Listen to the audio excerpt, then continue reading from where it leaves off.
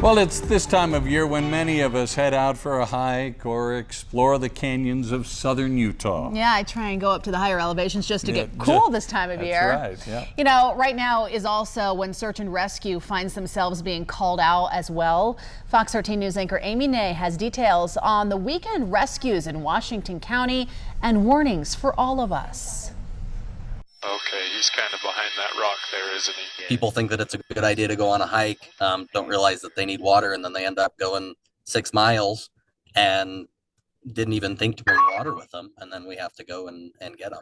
Backcountry Deputy Jacob Paul with Washington County Sheriff's Office speaking to me from his truck in southern Utah, out patrolling this Monday. That's probably our most common rescue that we get. The number one thing you can do to stay safe while hiking and exploring is by bringing enough water. And this isn't enough. A 16-ounce bottle won't get you through a big hike, especially in the hot weather. In fact, experts say you should have 1 liter of water for every hour. This is a 2-liter bottle, so this is what you should be bringing for a 2-hour hike.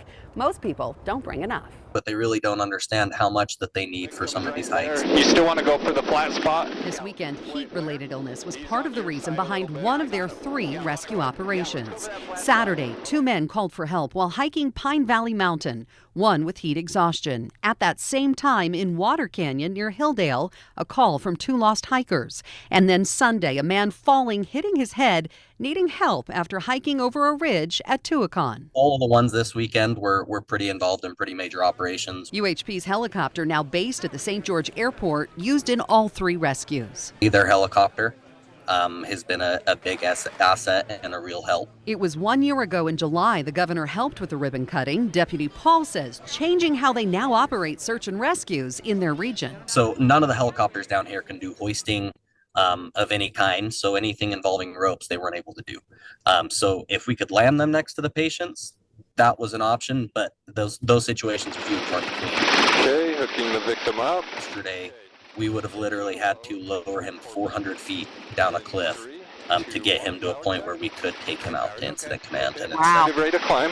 In order to be found by the chopper, if you happen to get into trouble, Deputy Paul says make sure your phone is fully charged and bring an extra battery. So in the event that you do have to call somebody like us, we can continually get an updated GPS on where you're at. Also, bring something to eat, a light source, layered clothing, but moral of the story, bring water and plenty of it for your next adventure. Amy Nay, Fox 13 News, Utah.